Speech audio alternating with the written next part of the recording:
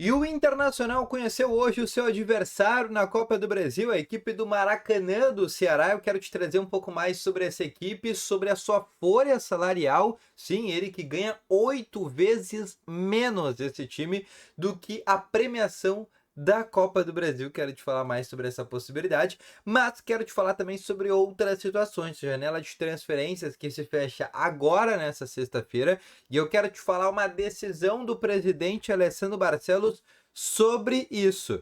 E também te falar sobre a última atividade do Internacional. Aliás, o Inter que joga amanhã contra o Atlético Nacional pela Copa Libertadores. Então, só antes de começar esse vídeo, roda a vinheta.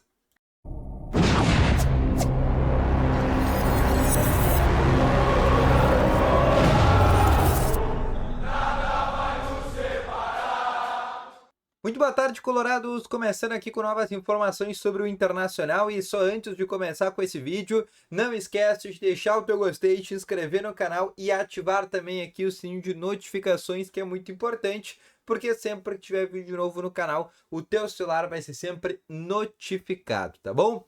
Vamos começando então aqui com novas informações sobre o Inter. Hoje o Inter inclusive realizou a última atividade no CT Parque Gigante, antes da partida de amanhã contra o Atlético Nacional da Colômbia, equipe colombiana que inclusive já está aqui em Porto Alegre também. Bom, o time todo mundo já sabe, a gente não deve ter grandes alterações, tem duas dúvidas, e as duas são no próprio setor ofensivo, entre primeira, Borré ou Ener Valencia, e essa é uma dúvida que já está acostumado, vai acontecer em todos os jogos dessa temporada, se joga Borré ou se joga Ener Valencia, e a outra dúvida é pelos lados do campo. Três jogadores brigam por duas vagas: Vitinho, Wesley e Carboneiro.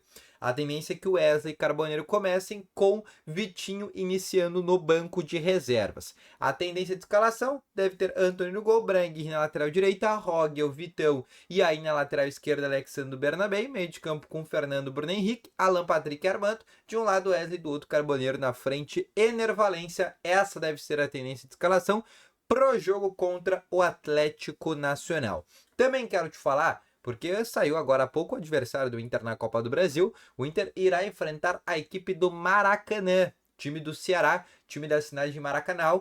É uma cidade que fica a cerca de 26, 30 minutos da capital Fortaleza, ou seja, da própria região ali metropolitana. Então, somente o voo fretado, o voo que normalmente demora cerca de 5 horas, já basta para chegar na cidade. Depois, obviamente, o Inter tem que pegar ali um ônibus de meia hora e já vai estar localizado próximo ao estádio, que tem capacidade para 18 mil pessoas, tá bom? A equipe do Maracanã chegou nessa temporada na semifinal do Campeonato Cearense, foi eliminado para o próprio Ceará, time da primeira divisão do Campeonato Brasileiro, no agregado inclusive por 7-0. Então a gente já pode imaginar que é realmente uma equipe bem modesta. Na primeira e segunda fase da Copa do Brasil, na primeira eles passaram nos pênaltis contra a equipe da Ferroviária, também do Ceará, e na segunda fase também passaram nos pênaltis contra a equipe do Ceilândia. Então os dois jogos, eles não venceram nenhum jogo ainda da Copa do Brasil, os dois jogos eles passaram nas penalidades, nos pênaltis. Então, situação importante. O primeiro jogo vai acontecer já agora, no final do mês, dia 29, dia 30, na verdade, perdão, tá marcado o jogo. Dia 30 de abril, que é uma quarta-feira. E o jogo acontece no estádio Beira-Rio. O que significa? Significa que o Inter vai decidir fora de casa. O jogo da volta está marcado para o dia 21 de maio, aí, obviamente, lá em Ceará. Ou seja, se o Inter já conseguir aqui no Beira-Rio criar uma vantagem, fazer 3-4-0, o Inter nem precisa se desgastar, né? O Inter pode, por exemplo, mandar uma equipe reserva lá para o confronto em Maracanã contra a equipe do Maracanã do Ceará. Tem uma curiosidade importante também, que é um time que tem uma folha salarial 8 vezes menor que a premiação da Copa do Brasil.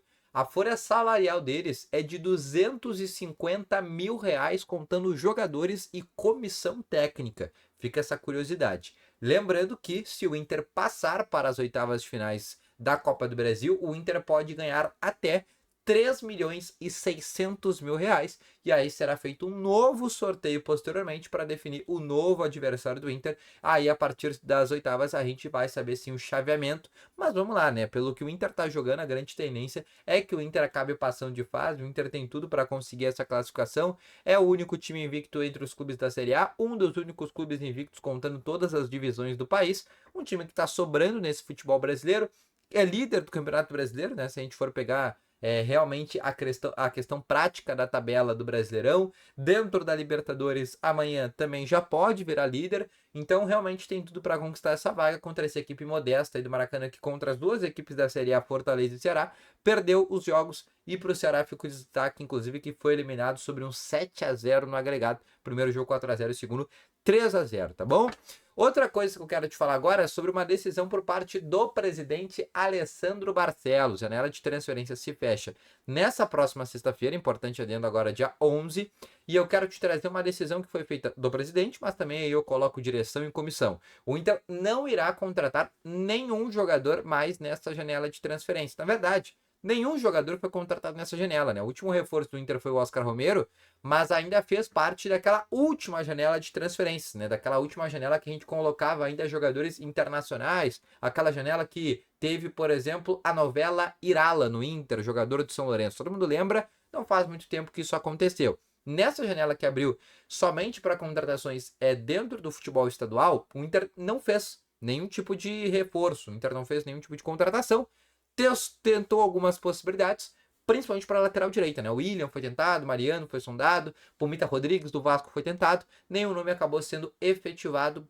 realmente. O Inter fez até uma proposta pelo Pumita, uma proposta de empréstimo, ela foi recusada pelo Vasco, afirmando que só gostaria da venda do jogador. O Inter possivelmente até tentou utilizar o fato do Vasco ter uma dívida com o Inter de 4 milhões e 300 mil dólares, mas isso acabou não funcionando. Então o Inter não deve se reforçar nessa janela de transferência, ou seja, tu pode, neste momento, descartar Pumita Rodrigues. Agora, na metade da temporada, o Inter vai ter que contratar um lateral direito, né? Explico porque Nathan Santos vai sair do Inter, jogador que termina contrato de empréstimo. O Inter não vai prorrogar o seu contrato junto ao Santos. Tem outros jogadores também que vão deixar o Inter, por exemplo, o Rogel vai acabar empréstimo, a tendência é que ele também acabe saindo, e talvez até por isso o Inter já tenha contratado o Kaique Rocha no começo do ano, para ser essa reposição ao natural de compor elenco, né? De outro jogador que também compõe. Mas o grande fato é que na metade do ano o Inter deve trazer um outro lateral direito. E muitos me perguntam até aqui nos comentários dos vídeos, né, se o nome do Rodinei do Olympiacos poderia acabar sendo uma possibilidade. Hoje ele está atuando lá no futebol da Grécia, é um dos principais jogadores por lá. É um jogador que deixa uma certa saudade para os torcedores colorados. Ele saiu no comecinho de 2021, vendido do próprio Flamengo para o Olympiacos. Ele até volta para o Flamengo, se destaca mais um pouco com o time do Renato e depois ele é vendido para o futebol grego. E é um jogador que já externou diversas vezes uma certa saudade de voltar ao Inter, mas nesse momento não tem nenhuma possibilidade. O fato é, o Inter vai contratar um lateral direito, mas não nessa janela de transferência até sexta. O Inter não deve anunciar mais nenhum nome, a não ser jogadores para base, né? Eu fiz conteúdo hoje pela manhã falando sobre a contratação que o Inter fez de um jogador do Palmeiras. Ontem, por exemplo, o Inter contratou um jogador do Náutico, inclusive do profissional, mas outros reforços realmente pro time do Roger não devem chegar, tá bom? Então esse foi o vídeo, espero que tenham gostado. Volto logo mais com as informações. Valeu, falou e foi!